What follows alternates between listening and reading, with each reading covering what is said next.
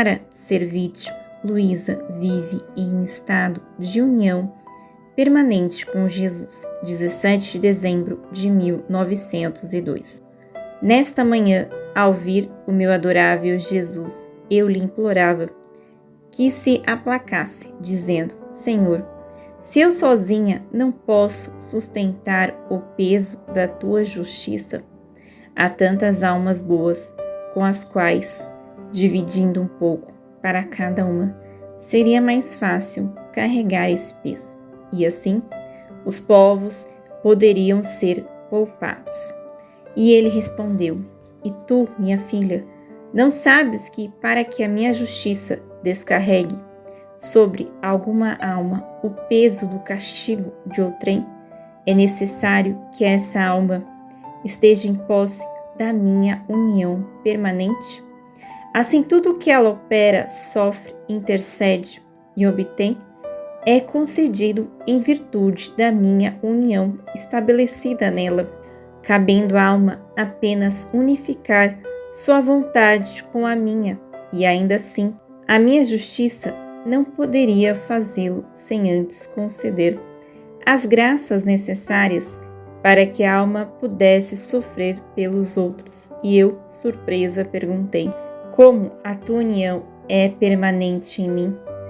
Vejo-me tão má. Ele, interrompendo-me, disse: Tola o que dizes? Não me sentes continuamente em ti? Não percebes os movimentos sensíveis que realizo no teu interior? A oração contínua que se eleva do teu íntimo, sem que possas agir de outro modo? Será acaso tu ou eu quem habita em ti? No máximo, algumas vezes não me vês, mas isso em nada significa que a minha união contigo não seja permanente. Fiquei confusa e não soube o que responder. Ainda contra a lei do divórcio, Jesus comunica a Luísa as dores da crucificação, mas fazendo-as alcançar as dimensões de sua pessoa, 18 de dezembro de 1902. Ainda contra a lei do divórcio, Jesus comunica a Luísa as dores da crucifixão, fazendo-a atingir as dimensões de sua própria pessoa. Assim que me encontrei no meu estado habitual, o bendito Jesus veio, mas tão sofredor, que despertava compaixão. Então, profundamente aflito, disse-me: Minha filha, vem novamente sofrer comigo, para que possamos vencer a obstinação daqueles que desejam divórcio. Vamos tentar mais uma vez. Tu estarás sempre pronta para sofrer o que eu quiser, não é verdade? Concede-me o teu consentimento? E eu respondi: Sim, Senhor, faz como quiseres. Assim que pronunciei o sim, o bendito Jesus estendeu-se dentro de mim, crucificado, e como minha natureza era menor que a dele, ele esticou-me tanto que me fez atingir as dimensões de sua própria pessoa. Em seguida, derramou em mim uma porção muito pequena, mas tão amarga e cheia de sofrimento, que não apenas senti os cravos nos pontos da crucifixão, mas parecia que todo o meu corpo estava perfurado por inúmeros cravos, de modo que me sentia completamente esmagada. Por um breve momento, deixou-me nessa condição, e eu me encontrei cercada por demônios. Vendo-me tão sofredora, eles diziam: até o fim, essa maldita precisa vencer novamente para impedir que a lei do divórcio seja aprovada. Maldita seja a tua existência. Está sempre a prejudicar-nos, arruinando os nossos esforços e frustrando as nossas obras. Mas te faremos pagar por isso. Levantaremos contra ti bispos, sacerdotes e pessoas, de modo que, da próxima vez, desistirás de aceitar esses sofrimentos. Enquanto falavam, lançavam contra mim redemoinhos de chamas e fumaça. Eu sofria tanto que não conseguia estender-me a mim mesma. O bendito Jesus retornou, e os demônios fugiram à sua vista. Ele renovou em mim os mesmos sofrimentos, mas mais intensos que antes. Isso repetiu-se por outras 2 vezes, e embora eu estivesse quase sempre com Jesus, sentia-me tão oprimida pelas dores que não conseguia falar com ele. Apenas ele dizia: ora, minha filha, por agora é necessário sofrer. Tem paciência. Não queres cuidar dos meus interesses como se fossem os teus? Ora, ele me sustentava em seus braços, pois minha natureza não conseguia sozinha suportar o peso de tais sofrimentos. Depois ele disse-me: minha dileta, queres ver o mal que aconteceu nos dias em que te mantive suspensa deste estado? Nesse instante, não sei como, vi a justiça divina, cheia de luz, de graça, de castigos e de trevas, para cada dia em que fui mantida suspensa. Desciam sobre a terra correntes de trevas, e aqueles que desejavam praticar e propagar o mal ficavam mais cegos e ganhavam força para colocá-lo em prática, voltando-se contra a igreja e as pessoas sagradas. Fiquei admirada e Jesus disse-me: tu pensavas que isso fosse nada, ao ponto de não te importares, mas não era assim. Viste quanto mal isso causou e quanta força os inimigos ganharam, chegando a fazer aquilo que não puderam, enquanto eu te mantinha continuamente neste estado. Depois disso, ele desapareceu. As maiores graças e o amor mais intenso só se obtém pelo sofrimento, por amor a Jesus. Quem se crê algo não vale nada, e quem se crê nada vale tudo. 24 de dezembro de 1902. Continuando no meu estado habitual, encontrei-me fora de mim mesma e vi Nosso Senhor próximo a uma cruz inteiramente entrelaçada de espinhos. Ele a tomou e colocou-a sobre os meus ombros, ordenando-me que a levasse em meio a uma multidão, para dar prova de sua misericórdia e aplacar a justiça divina. Era tão pesada que eu a carregava curvada, quase arrastando-a. Enquanto a levava, Jesus desapareceu. Então, aquele que me guiava disse-me: ao chegarmos a um certo ponto, deixa a cruz e despede-te, porque Nosso Senhor vai voltar e precisa encontrar-te pronta para a crucifixão.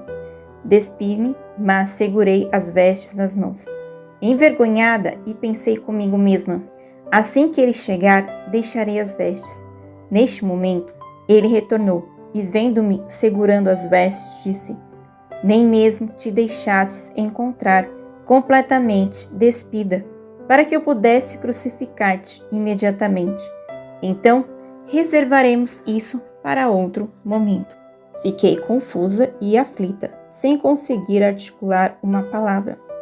Para consolar-me, Jesus tomou-me pela mão e disse: diz-me, o que queres que eu te conceda? E eu respondi: Senhor, o sofrimento. E ele: e o que mais? Eu disse: não sei pedir outra coisa senão o sofrimento. E Jesus: e o amor, não o queres? E eu respondi: não, o sofrimento. Porque ao conceder-me o sofrimento, tu me darás ainda mais amor. E sei disso, por experiência, que para obter as graças, o amor mais forte e todo tu mesmo, só é possível pelo sofrimento. Para merecer todas as tuas complacências, gostos e simpatias, o único e verdadeiro meio é o sofrer por amor a ti.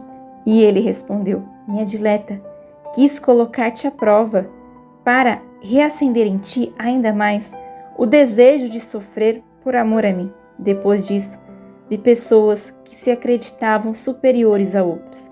E o bendito Jesus disse-me: minha filha, quem diante de mim e dos homens se crê algo, não vale nada, mas quem se crê nada, vale tudo. E é o primeiro diante de mim, pois se realiza alguma obra, não acredita que a faz por sua própria força ou capacidade, mas porque recebe de Deus a graça, os auxílios e os dons. Assim, pode-se dizer que age pela virtude do poder divino, e quem possui o poder divino já vale tudo. Diante dos homens, esse agir pela virtude do poder divino faz com que tudo o que ele faz seja diferente e transmita a luz do poder divino que contém. Mesmo os mais perversos, sem querer, sentem a força dessa luz e se submetem aos seus desejos. Por isso, ele também vale tudo diante dos homens. Pelo contrário, aqueles que se creem algo além de não valerem nada são abomináveis na minha presença. E pelos modos ostentosos e arrogantes que exibem, acreditando-se superiores e zombando dos outros, tornam-se alvo de zombarias e perseguições entre os homens, que os apontam como motivo de escárnio e desprezo. As calúnias, os conflitos e as perseguições das criaturas servem para libertar o homem e fazê-lo retornar a Deus, ao fim para qual foi criado. 26 de dezembro de 1902. Estando no meu estado habitual, sentia-me profundamente oprimida e temerosa de enfrentar perseguições, conflitos e calúnias, não apenas contra mim, pois de mim mesma não cuido, sendo uma pobre criatura que nada vale, mas contra o confessor e outros sacerdotes. O peso dessa preocupação esmagava o meu coração, impedindo-me de encontrar paz. Nesse momento, meu adorável Jesus veio e disse-me: minha filha, por que estás perturbada e inquieta, perdendo tempo? Não há nada que diga respeito a ti. Além disso, tudo é providência divina, que permite as calúnias, perseguições e oposições para justificar o homem e trazê-lo de volta à união com o Criador, a sós com ele, sem apoio humano, como foi criado. Vê por melhor e santo que o homem seja, sempre lhe resta algo de humano espírito. No exterior, ele também não é completamente livre. Há sempre algo humano, no qual espera, confia, apoia-se ou de onde deseja receber estima e respeito. Mas basta que sopre o vento das calúnias, perseguições e conflitos. E ó, que destruição essa tempestade causa no espírito humano. O homem, vendo-se combatido, mal visto e desprezado pelas criaturas, não encontra mais satisfação nelas. Pelo contrário, perde tudo de uma vez: ajuda, apoio, confiança e estima. E se antes buscava essas coisas, depois ele próprio as evita, pois onde quer que vá, só encontra amargura e espinhos. Reduzido a esse estado, o homem fica sozinho, e o homem não pode, nem foi feito para viver só. O que fará então o pobre? Voltar-se-á inteiramente, sem nenhum empecilho, para o seu centro, Deus. Deus dar-se-á completamente a ele, e o homem dar-se-á completamente a Deus, aplicando sua inteligência para conhecê-lo, sua memória para lembrar-se dele e de seus benefícios, e sua vontade para amá-lo. Eis, minha filha, o homem justificado, santificado e restaurado no fim para o qual foi criado. E mesmo que depois precise lidar com as criaturas e receba delas ajudas, apoios e estima, ele os aceitará com indiferença, pois conhece por experiência o que realmente são. Se fizer uso deles, será apenas quando vir nisso honra e glória para Deus, permanecendo sempre apenas entre Deus e ele. Castigos, guerras, terremotos, doenças, tornam-se necessários para o mundo, que obras Jesus realiza na alma, e que destruição causa um ato contrário à sua vontade. 30 de dezembro de 1902. Estando em meu estado habitual, parecia-me ver a Santíssima Trindade, e eu no meio dela, como se estivesse deliberando o que fazer com o mundo. Então parecia que dizia: se ao mundo não forem enviados flagelos terríveis, tudo estará perdido. em termos de religião. Tornam-se-á piores do que os próprios bárbaros. Enquanto diziam isso, parecia que guerras de todo tipo, terremotos capazes de destruir cidades inteiras e doenças desciam sobre a terra. Ao ver aquilo, tremendo por completo, eu disse: Majestade Suprema, perdoai a ingratidão humana. Agora, mais do que nunca, o coração do homem se rebelou. Se ele se vir mortificado, rebelar-se-á ainda mais, acrescentando ofensas a ofensas contra a vossa majestade. E uma voz que saía entre eles respondeu: O homem pode se rebelar quando é apenas mortificado, mas quando está destruído, sua rebelião cessa. Aqui não se trata de mortificação, mas de destruição. Depois disso, desapareceram. Mas quem pode descrever como fiquei? Ainda mais porque sentia uma inclinação a querer sair desse estado de sofrimentos e uma vontade não completamente conformada ao divino querer. Via com clareza que a pior afronta que a criatura pode fazer ao Criador é opor-se à sua santíssima vontade. Sentia essa dor em mim e temia profundamente cometer um ato contrário à sua vontade. Apesar disso, não conseguia acalmar-me. Depois de muito lutar, meu adorável Jesus retornou e disse-me: Minha filha, muitas vezes deleito-me ao eleger almas, cercando-as com a minha fortaleza divina, de modo que nenhum inimigo possa entrar nelas. Estabeleço nelas a minha morada perpétua, e nessa morada que faço na alma, eu me abaixo, pode-se dizer, aos serviços mais minuciosos. Eu a limpo, extirpo todos os espinhos, destruo tudo o que de mal foi produzido pela natureza humana, e planto nela tudo o que há de belo e bom em mim. Assim formo o mais belo jardim de minhas delícias, que me serve ao meu gosto e segundo as circunstâncias da minha glória e do bem alheio. Tanto que se pode dizer que ela não tem mais nada de si mesma, servindo-me apenas como minha habitação. Sabes o que é necessário para destruir tudo isso? Um ato contrário à minha vontade. E tudo isso será destruído por ti se te opuseres à minha vontade. E eu disse: Temo, Senhor, que os superiores possam dar-me a mesma obediência de antes.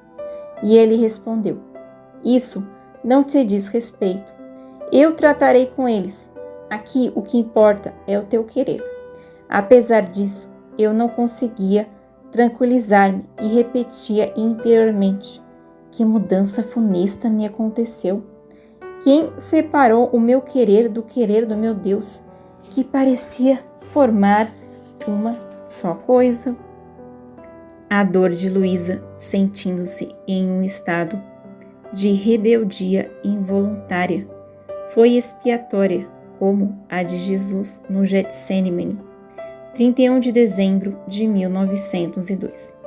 Continuando com o temor de que eu pudesse me opor ao querer do meu adorável Jesus, sentia-me profundamente oprimida e angustiava e rezava para que ele me libertasse, dizendo: Senhor, tem piedade de mim, não vês o perigo em que me encontro?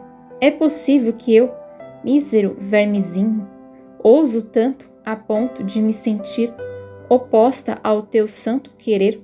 E além disso, que bem posso encontrar ou em que abismo cairei se me encontrar separada da tua vontade?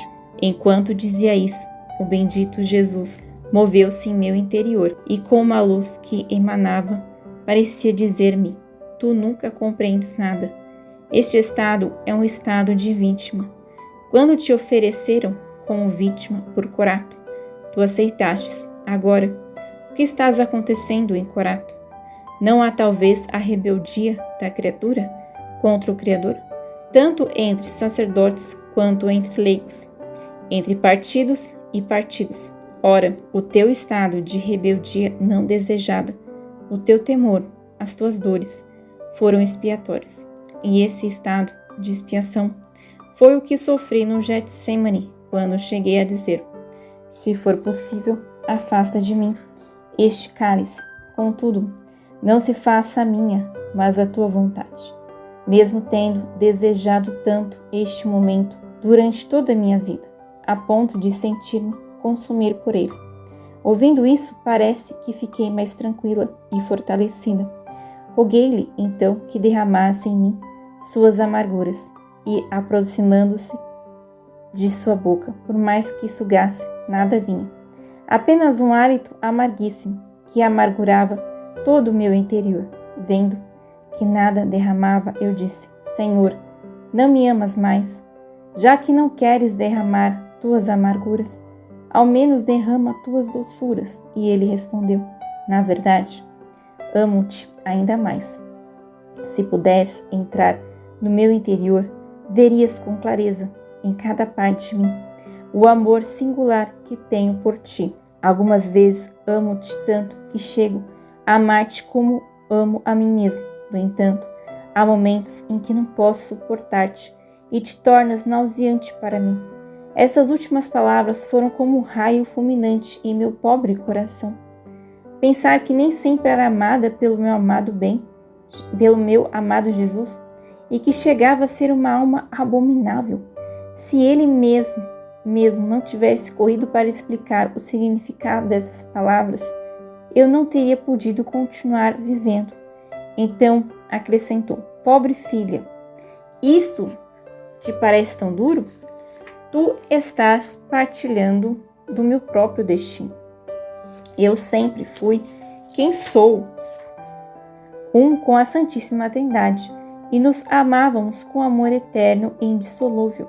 No entanto, coberto como vítima de todas as iniquidades dos homens, o meu exterior tornava-se abominável diante da divindade, a tal ponto que a justiça divina não me poupou em nada, mostrando-se inexorável até me abandonar. Tu és sempre quem és comigo, e, como ocupas o estado de vítima, o teu exterior aparece diante da justiça divina, coberta das culpas alheias. Eis porque te disse aquelas palavras: mas aquieta-te, pois eu te amo sempre. Depois de dizer isso, ele desapareceu. Parece que desta vez o bendito Jesus quis inquietar-me, embora logo tenha trazido a paz. Seja sempre bendito e agradecido. Livro do Céu, volume 4, escrito Serva de Deus, Luísa Picarreta.